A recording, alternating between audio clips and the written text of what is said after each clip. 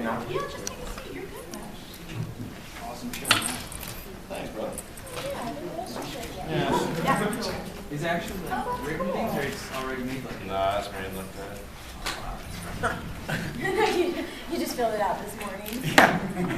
I read at 6 a.m. So you guys, like I said, there's one more cast member that's coming, and he's going to sort of pop in as soon as he can. That's it.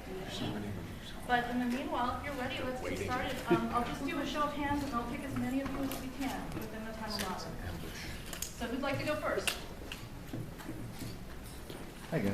Hi. Dave, this question is for you. Jonathan from the Public Forces Radio Network. With George Lucas's announced impending retirement, is your role going to step up with things outside the Clone Wars? No, I don't think so. I mean, I think that his retirement to us just means that he has more free time to come and watch the show. So I don't believe, I always tell him I don't believe him. When he stops showing up, then I'll believe him. But he has my cell phone number and he calls me with notes. He did that this week while I'm in Orlando. So, and I don't, he's taught me well to make all these decisions without him here.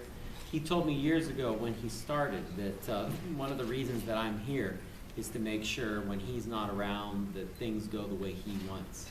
And so, I think it's a compliment to myself, my crew, to the different divisions of Lucasfilm that he feels confident in all of us enough to say that he would retire. And then he's done a great thing for us as a company by bringing someone like Kathleen Kennedy on to take over the reins. And I'm really excited about what she's going to bring to the table. My focus remains Clone Wars, and perhaps other projects that we may do in the future of Lucasfilm Animation, because I think as a division we've grown.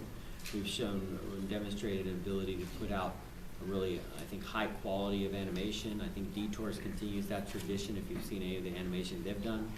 And, I just look forward to all the things we're going to be doing in our many divisions. But Clone Wars is always my focus. Thank you. Who's next?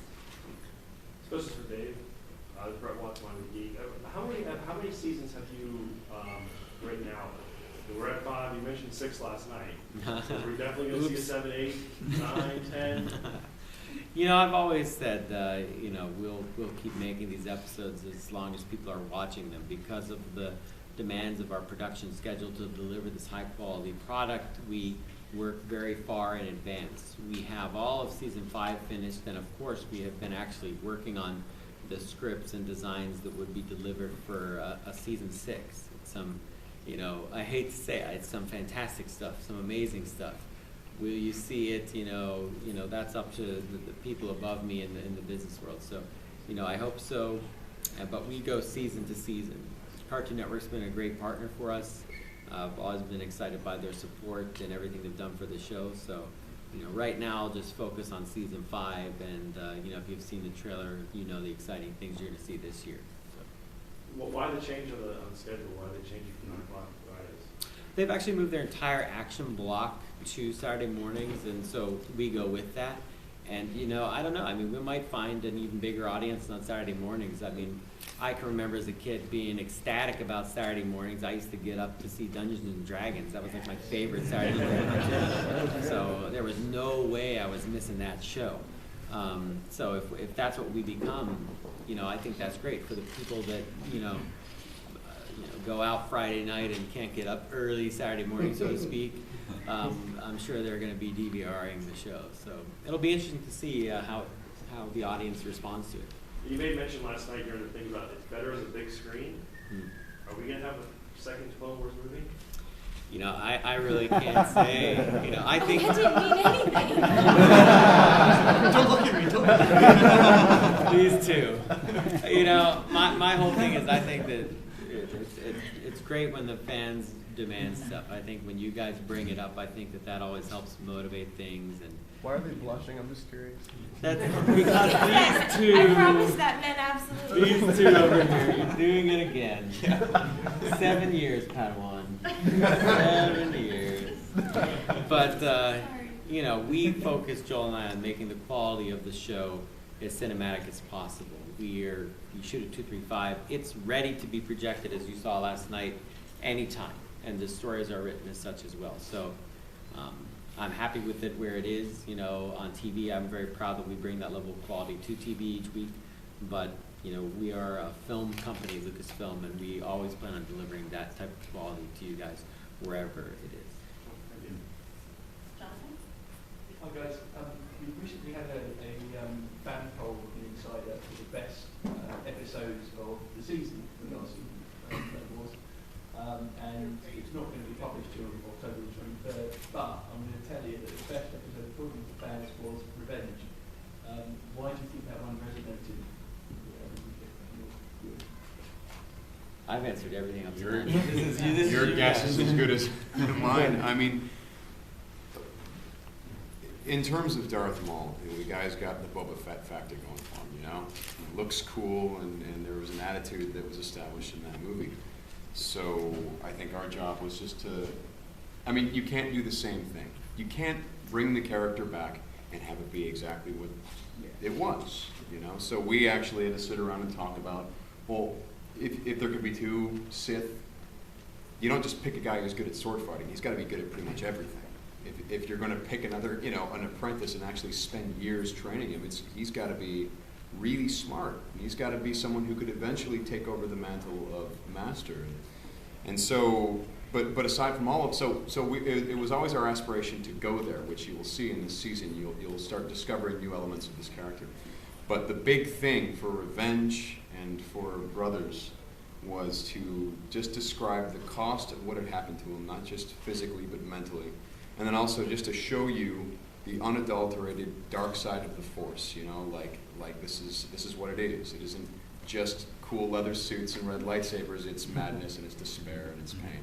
You know, that's sort of where we went with it. So he'll get funnier as he goes on. I trust. Funnier. he becomes hilarious, and then they just port him over to detours. Careful. Careful.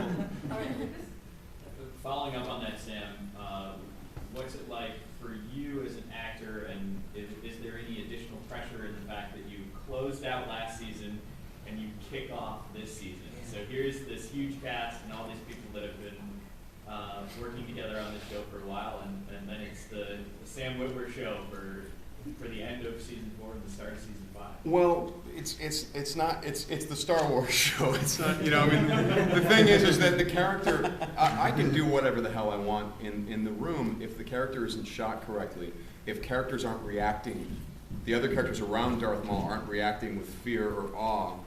I mean, if all these things don't line up, you know, if he isn't lit correctly, it doesn't quite work, you know? So when they shoot him from certain angles that make him look scary, when everyone's afraid of him, when everyone's talking about him when he's not on screen, well, then my job is very easy. Then I just get to be quiet and quietly confident, you know. So that's really the trick. You know, like Sam, he's a big nerd. He fits right in with, you know, this group over here. Look at these two. Yeah. Hey, by the way, and I want to bring this up.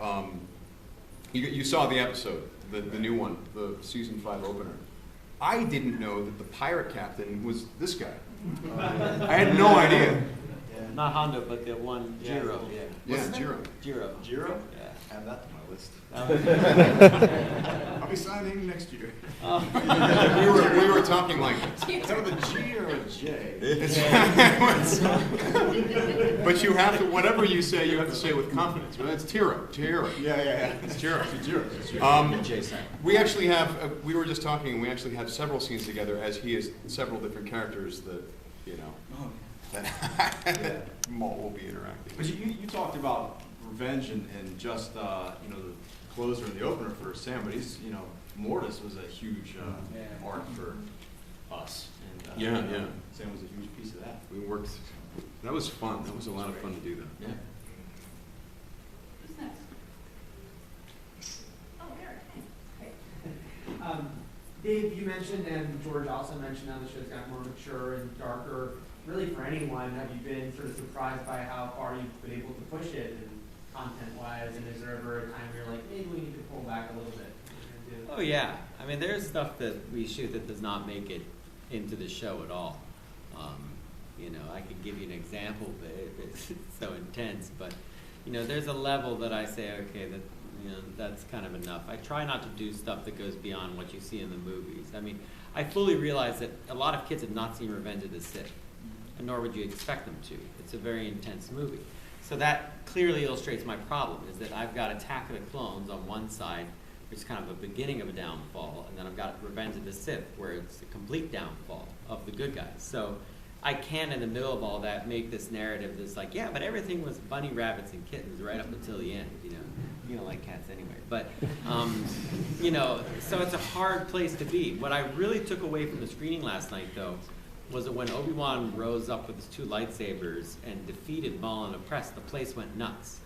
I think that's a very powerful thing. I think it means that we've effectively made the villains very powerful, very dangerous, and the people are always hungry for your heroes to overcome it. And, you know, I can't waste that gold, so to speak. I want to make sure that when we play our cards right, we play them well, ultimately, you know, showing that they had a lot of victories but didn't understand ultimately the Palpatine was controlling the whole thing. They just missed the one critical thing that probably could have got them to victory. And I think in this season you'll see that it was a lot more perilous, Palpatine's plan, than even he thought possible. He tried to control many futures to make it all happen, but it's just not that easy to do.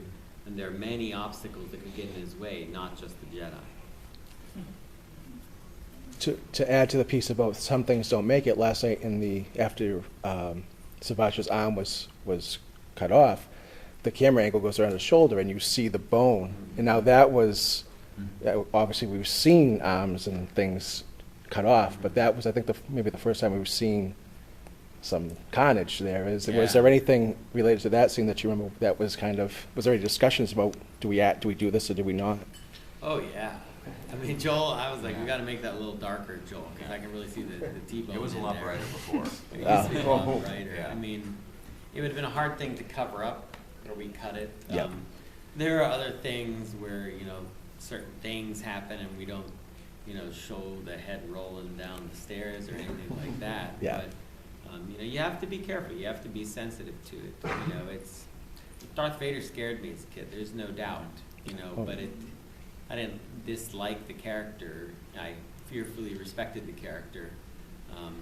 You know, part of growing up, it's like a grim fairy tale. It's something, actually, when Frank Oz came to speak to us at Lucasfilm Animation, he actually said it's a good thing if kids get scared. He described it as, Jim Henson told him, something for them to overcome, something for them to see that in the end, you know, good can still triumph, you know. So I have a very, like I said, tricky situation, because the end of this story is Palpatine winning. So how do we get victories in there? How do we get small personal victories in there, individual victories? You know, it's difficult. You know, we've seen some of it with the clones. They've been victorious with their personalities and their individuality at times, and you know, other characters. So we'll have to see. A lot of consequences this season, but a lot of fun. I think entertaining characters like Hondo, etc. Thank you. This question's for Dave. Sandtroopers.com would like to know, are you surprised Hasbro seems to have gone in reverse in terms of the toys? Are you surprised that you're not seeing more, a bigger emphasis on the Clone Wars line? Not particularly. I mean, I think, you know, when you look at collectors in general of Star Wars, there's such a legacy of, you know, the live-action cinematic-looking figures, and I think that it was always going to be interesting to see how they responded to any type of animated-style figures. I think it's exciting they've taken some of our characters like Ahsoka and done her in a live-action fashion, and, you know, I'm really excited to see that happen. I think that, you know, it just continues to move us in and say it's just all part of the same big Star Wars franchise. So, you know, whatever decisions they make, I'm sure they're making for sound reasons. I love the work that Hasbro does. Some of the Clone Wars figures that made Kato Parasiti, Serapos have been fantastic figures. I'd love to see more of them, you know, in the future. Totally up to them. I got to get this in for Seth Green, but he's dying for a Lats Razzie figure. So if you want to take up a cause, you know, you guys, you fans got Ben Quadrilleros made. I know how that happens. So yeah, do Seth a solid and get Lats Razzie made. You know, that would be, he will be forever grateful. Glenn from WDW Rated for Ashley, actually. We brought up earlier that 34% of the audience is now girls. your character's headlining that, obviously, in conjunction with that. I mean, what are your thoughts on that? Well, I definitely don't think it's just Ahsoka headlining that, because there's so many strong female characters. I mean, Padme, of course, but Ventress is awesome. Ventress, I just love that character. I mean, it's countless, and I definitely, credit Dave and his team for including so many strong female characters. But I mean, it's something that, of course, I hoped would happen. We've talked about that a lot. I mean, in the very beginning, I remember asking, hey, is this a hope? Was she created to increase the female audience? And I mean, that wasn't really your hope, right? But no, I just felt pretty strongly, Henry Gore and I felt strongly, if we did another young boy character, it's like repeating Anakin and Luke all over again. And we just didn't want to do that. And so we started with a girl. And, I had a young cousin at the time named Ashley, actually, and watching her grow up was a big influence on me, and seeing, her kind of challenge in what she liked in stories and stuff. And I thought, well, it'd be great to get a girl with a lightsaber out there. And I found a great girl to carry the lightsaber over here. So I think it's worked out great. You've been an ambassador beyond belief for fans. It's amazing. You're a tiny powerhouse. thank you. She gets embarrassed. Yes, I do. But I will say, I have personally seen a difference after doing 4 years of Disney Star Wars Weekends, which is such a special event. It's so great for families. And the first year I was there, it was mostly men and boys coming through. Actually, no, the first year I signed autographs. It was mostly men and boys coming through my line. In the past 2 years, it's been mostly moms and daughters and sisters, and it's mostly girls. I would say 80% of my line is girls. And so I don't know their numbers, I just know what comes through my line, and it's really special to see. It's really nice to see that. Okay, Ryan? So last season you guys brought in the legendary Walter Murch to direct an episode. For season 5, or looking forward, are there any amazing classic legendary directors that you've brought in or would like to bring in? If you had the choice to just bring somebody in to direct an episode? No, there isn't. I mean, we do that at George's request, actually. It's always a friend of his that comes in, like a Dwayne Dunham or a Bob Belva, or Walter Murch. It's a wonderful thing for our crew. I mean, Joel can tell you it's an exciting experience for us. But I have 5 killer episodic directors, and it's I like to showcase them. They all do such exceptional work, and you're going to see great work out of them this year. I think they've learned a lot from the greatness around them, and the Walter Murch is coming in, and so they're all highly capable. I mean, Joel, what did you say? Yeah, absolutely. I mean, even just having Walter in-house was so educational for us. I really think that right after the Navarra episode that we did with him, it's like we learned so much. I mean, that guy was, we would try and keep the episodes 22 minutes, and after his first draft of his editorial clip for 3D Story was exactly 22 minutes. I mean, the guy's a genius. And so, we would pick his brain as much as possible. Just hearing him talk, and even just having 5 minutes with him waiting for your food in the cafeteria, you walk away feeling you just had so much information poured all over you. He was very influential to how we were able to accelerate history. Now, Mark Hamill's a really good and famous voice actor. Is there any chance we might see him pop up on Clone Wars or any other maybe special guests in the upcoming seasons? Mark, as you said, he's a huge talent, probably the icon of Star Wars.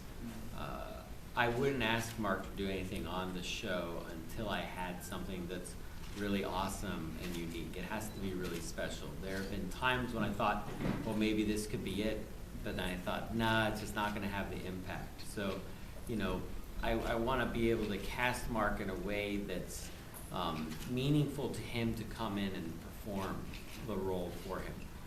So I've had some near misses where I thought maybe this is it, and then I backed off of it. It's on my mind. It's on my list of things to do. I think it won't happen in season 5, but hopefully before it's all said and done, I will be able to get Mark Hamill back into the Star Wars franchise. But it will be in a way that is unexpected, I'll say that, to make it worth his while, out of respect for him. for Matt. Are there moments where you kind of feel like you would like to more or less act, play the role of Anakin, but more or less like in his darker side? You know what I mean? More or less like Hayden kind of was like under the Sith. Yeah, I mean, it's fun for me to be able to do the whole spectrum of Anakin that we're experiencing in the Clone Wars. I mean, I love when the Clone Wars started, he was a little more swashbuckling and innocent and kind of like everybody's hero. So I love that part of him, and that's kind of still there, but it's a lot of fun to take him to Revenge of the Sith. It's a fun challenge to accept, to try to smoothly take him that direction. And I think it's pleasing for all of us as fans to see those times where he is like too angry. You're like, whoa, dude, why are you so crazy right now? but that's great because we know what's coming, and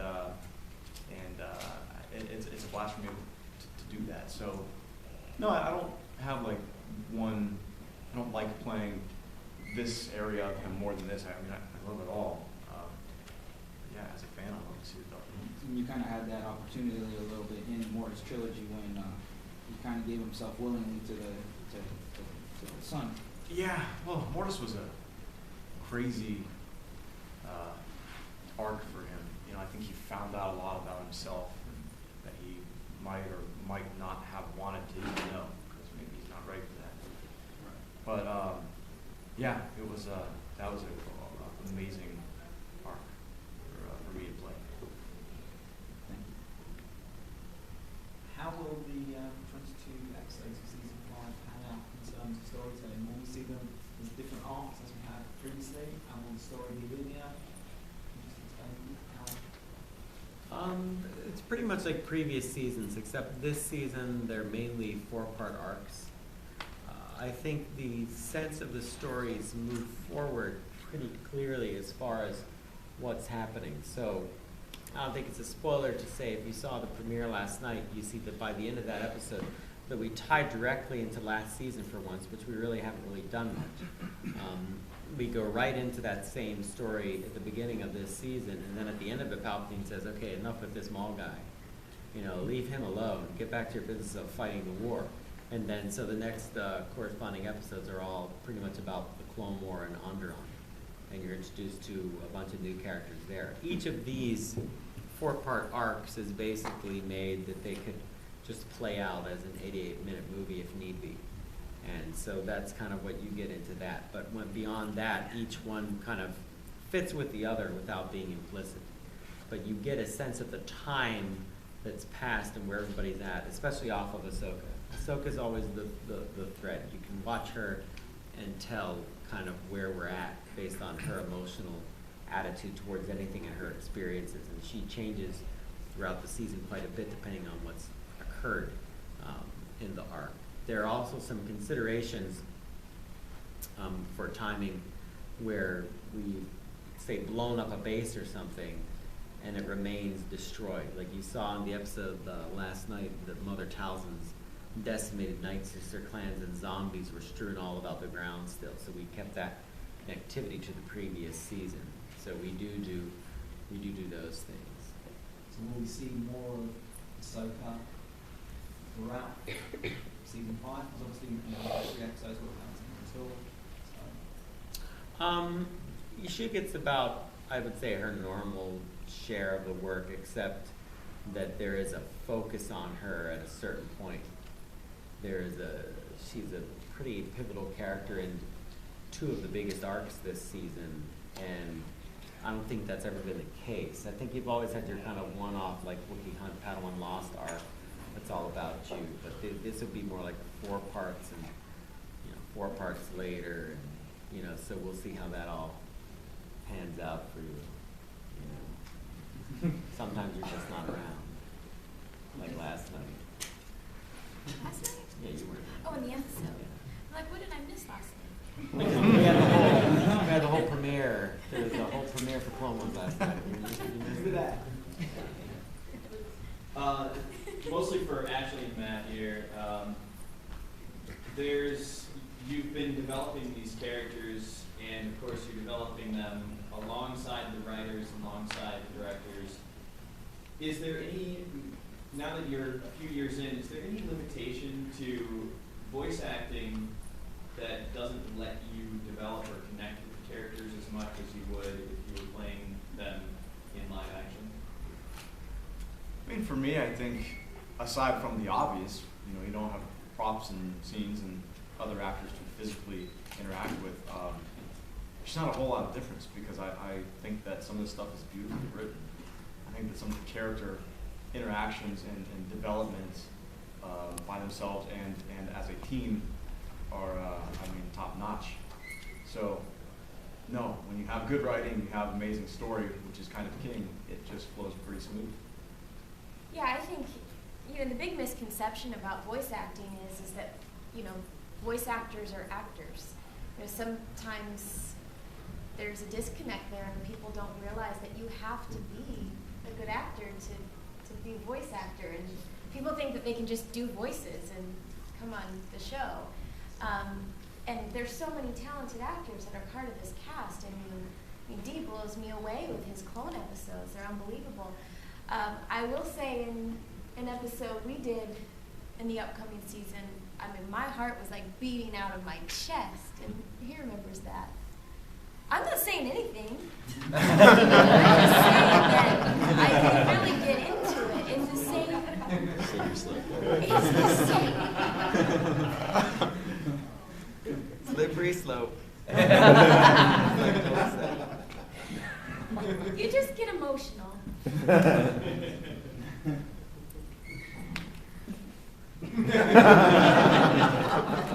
I'd like to say that with just the limited characters that I've done on this show, I don't know if you guys appreciate the pressure that these two actors are under when it comes to fan expectation.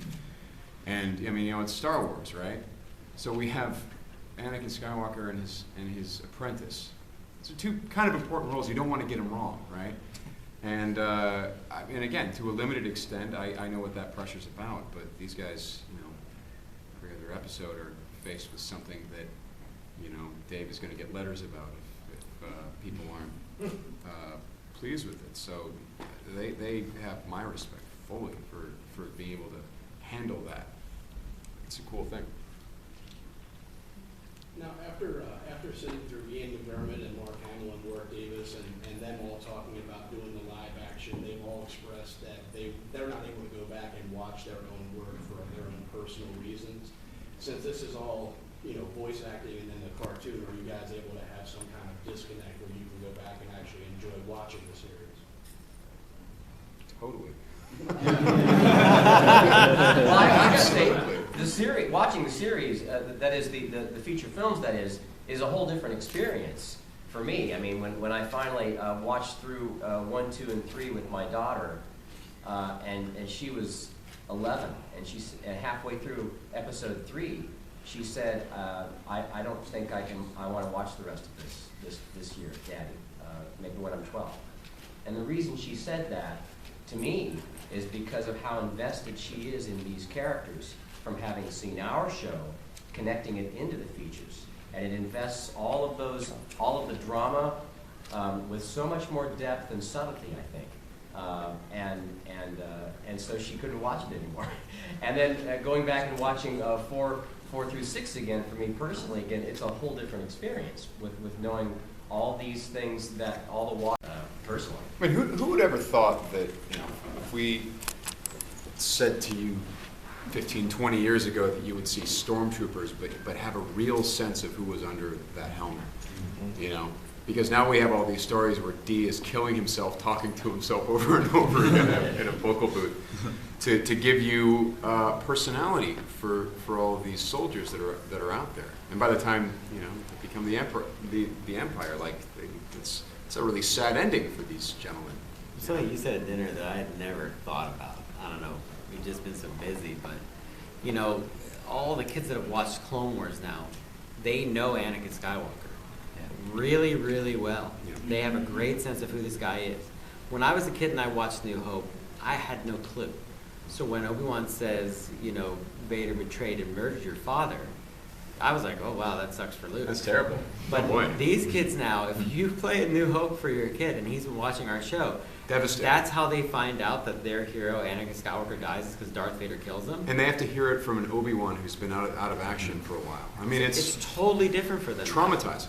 Totally different. I There- didn't understand that. Yeah, there are a bunch of articles out there by, I can't remember the name of the guy, but maybe you guys can look it up for me when you write your articles. And he did an article on every one of the Star Wars movies because he decided to show his kids the Star Wars movies.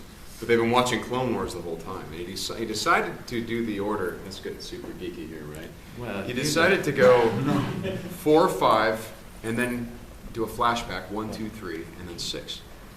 And by starting with 4 is a real good setup movie.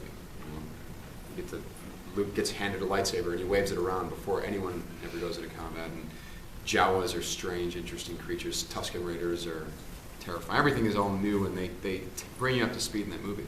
But that movie, coming from Clone Wars, and then sending them into The Empire Strikes Back and the spoilerific stuff that happens there, that this guy wrote in these articles was tremendously traumatizing to the kids. But then, of course, they really needed to know where it went. And then by the time you get to episode 6, and they've been through this huge journey, when you see Anakin at the end, they're just, the thing that sticks with me is the kid goes, what, Anakin's back? And his dad's like, yeah. Because he was good again? Yeah. So he's a good guy? Yeah. He said, that's my favorite part. And I'm like, well, that's the point, isn't it? Right there. So one of the things that the show has done best is to reveal or expose or explore things that we've only heard of in the movies that we've never gotten to see. Is there a next big place or thing or idea that's on the horizon that we haven't heard of yet that's going to come through? Yeah, there's a lot of that. I mean, I think that this season we've written so many stories. We deal with a lot of the really big questions. Not so much this season in some ways, but in future stories George has asked us to write. It's pretty compelling what we're doing. This season, though, focusing on the characters that we created in the Clone Wars, the Satines of the world, the Ahsokas of the world, Pre-Vizsla, Darth Maul, Hondo. We see a lot of things happen to these characters that we brought in or brought back, and I think I've mentioned there are consequences for these characters, unexpected consequences. We introduced some new characters. The planet Onderon, is a big, vast new world. We go to a planet called Scipio, which is actually the home of the banking clan, plan that George had. So we're going to go see that planet where the mutants are and get into that. So some really interesting things that answer a lot of questions about the formation of the empire itself. A lot of what you will see, especially by the end of the season, more than ever before on our show foreshadows the creation of the empire. And you will be, by the end of the season, just like the Jedi, looking at all of this around you going, wow, we didn't quite see this coming. This has really developed more than maybe we thought it was going to. So there's a real movement by the Tarkins of the world. And I think that's pretty compelling as far as the big picture and how it connects to A New Hope and what the world we see the Empire is of the future. It's knockout too. I mean, it's really. I mean, I've only seen a fraction of it, but going off of the trailer that you have seen, it's really a knockout season. I am very, very excited to see it. They're funny. They never get to see it. For some of them, it's like, the first time they saw it was last night when you guys saw it. So they record this stuff, and it's like, I just explain it all to them. Oh, this is going to be great. It's like this, and you're here, and there's a bridge, and snow, don't worry about it. It's going to look awesome. And then doesn't make a damn bit of sense. Right. And we go away, and then we do, a whole bunch of other episodes, so they forget about that episode. And then when they come up to the ranch, I lock them in the theater. I'm like, just go watch this stuff. And for you guys, it's like you're literally transported. So back to your question, like, do we watch it? I think it's almost more interesting to watch because they had sometimes they had minimal context for what it was actually going to be. So when they see it, where they understand where they were standing when they said that, and who was around, and how the lighting is. Yeah, it's like a year later too since we did the it's performances, all so you're the same. completely disconnected from it. You know, you forget almost what you've done. But you know, as the show has developed, the great thing is the patience in the storytelling. How it started as a brighter, simpler series, and as it's gone on, things have gotten more complicated and more adult. And what's cool is that as those stories get more complicated, the show gets more visually stunning and complex, which is they all could have been more impatient. They could have gone straight for these things right away, or let's do a Mortis thing in the first season or something like that. But it wouldn't have been the right call. You know, you want to know what you're doing by the time that you really get to those heavy-hitting things, and you really want to have these characters established so that the audience feels something huge when something happens to any one of them. You know, and it's that patience in storytelling is something that I admire in terms of what they do. But it's great that this guy gets to really develop a visual look that is equal to the task of telling these tremendous mini Star Wars movies. We don't light it like animation. Dave said to me many years ago, it's like we need to get Frank Miller, get it very graphic, make it look something different. And then one day George came in and had us push it even farther than before, which was really good for the look. And so because of that, I've tried to push it even more so cinematically with the influences of obviously the feature films that are out there, but movies that always influence me. I'll watch a movie, I'll see Drive, the movie Drive, and then instantly it's like I have to have that look. That scene reminds me of this scene, and we try and push it more cinematically, and it just helps with like what these guys are doing. It's like we're talking about the rest of season 5. It's like I can't just have you guys just be delivering lines to each other. It really has to be like you saw Anakin's bedroom in the clip today. And immediately I'm like, well, that is Elliot's room from E.T. It has to be like that because there's this feeling of like a little boy's room that I wanted. And it was just always having the light like bars move around Anakin's and Obi's face. It's like it's that kind of thing that just keeps the audience, like you throw out the fact that you're watching animation and you're sucked into the delivery of the story because it's cinematic. Well, and he was saying in the panel that not to underline this point just in case he gets you in trouble, but that he used some of the Mustafar matte paintings, that were used in the movie Revenge of the Sith, and he used them in this show. And the fact that you could actually get away with using those paintings in the background of our show, and it's seamless, that tells you where the visual bar has been set. But we're still maintaining the animated edge because George was very clear with that early on, and Dave was with me in the beginning that the shapes have to be hard, the paintwork always has to look like it's like dragged with a fork, and it just has this look no matter what. Sometimes when you go through the still frames, like even putting the slides together for these presentations, it's like sometimes I forget which one was a lighting concept and which one's an actual render, and that's what we really want to achieve. And it's so exciting for us. I mean, I think there's a three-dimensionality to a vocal performance, in addition to the three-dimensional visual storytelling that goes on. And when we get to see that, as everyone here has on the big screen with proper aspect ratio, in that digital clarity, it's like that. It's such a shocking, marvelous surprise to see the full rendering of that, which is so far beyond anything that we imagine as we're playing out the scene together in the studio.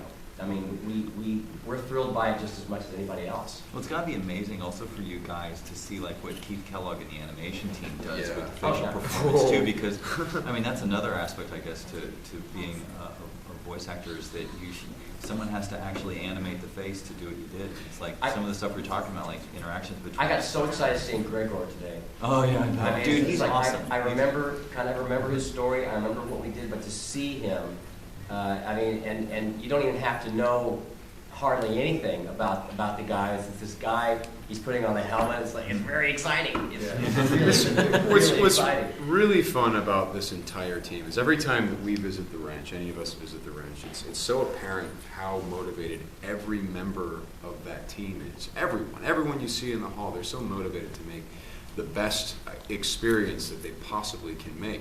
And what it really feels like for all of us, and probably for them too, that, you know, it's like, as an actor, you're making one gear, and you want to make that gear really, really well. So you work really, really hard on it. You're working this microscopic little piece, and then you hand it to Dave. You're like, oh, here's that gear you wanted.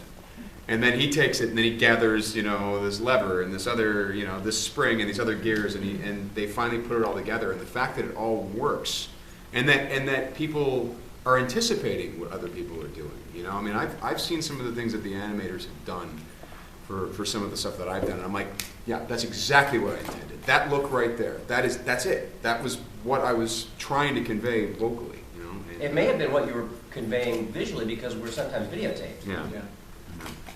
And I want to say, going back to a little bit about our vocal performance, Dave is underplaying his direction. Oh, yes. Because he is by far the best director I've ever worked with.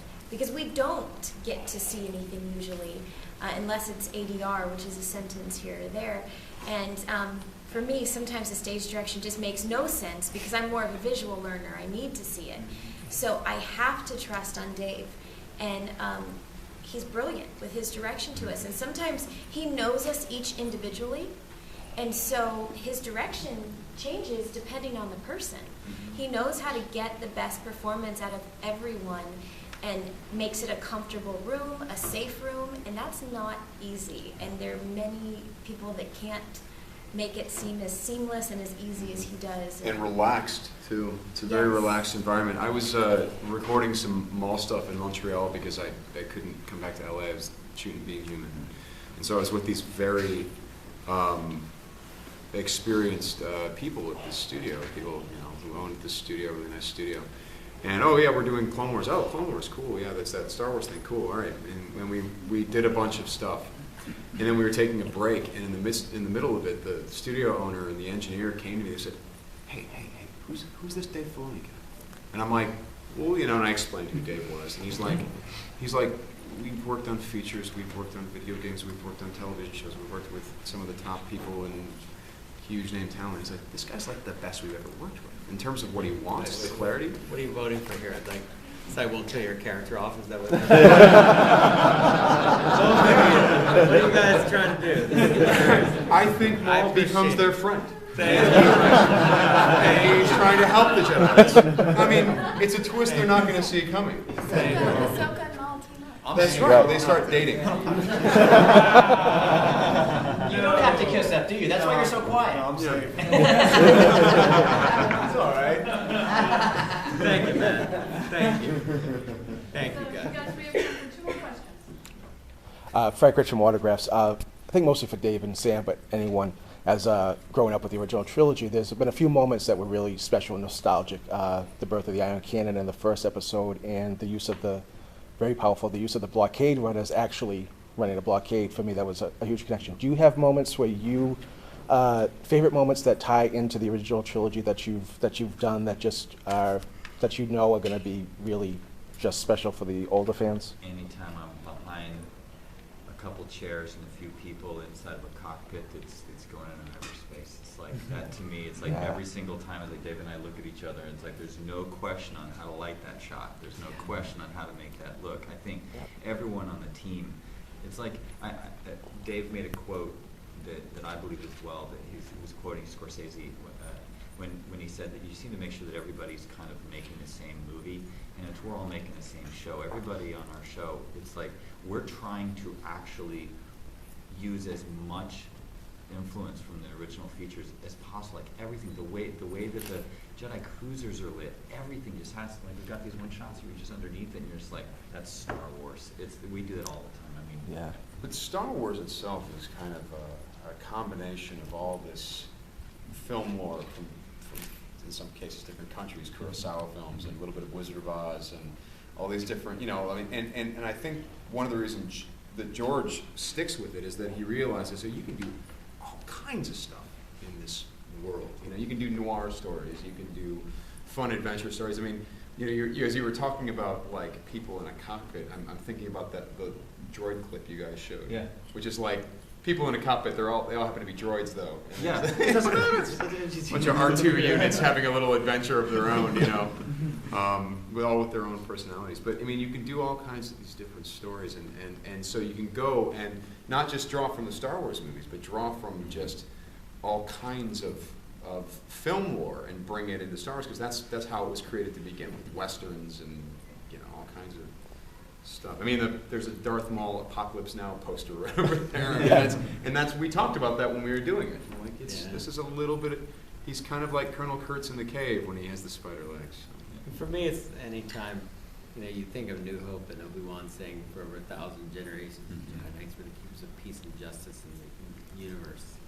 And I think of that quote, and I hear Alec Guinness, and I look at our show, and I see Jedi Knights, guardians of peace and justice in our show.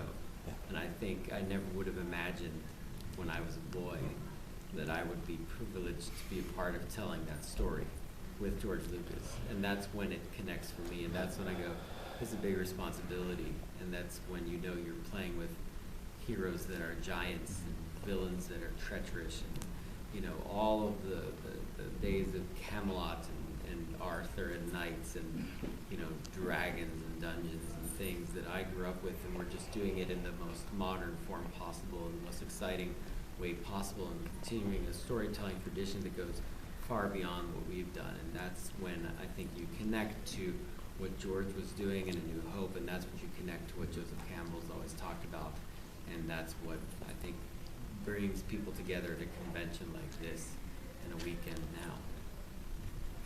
Thank you very much. I don't think you got it. You're our final question. All right, Sam, you talked earlier about the pressure that like Ashley and Matt are under doing Anakin and Ahsoka and characters with such high fan expectations. How did you deal with that yourself when taking on such a huge fan favorite character like Darth Maul? Just take some Xanax and then just go for it.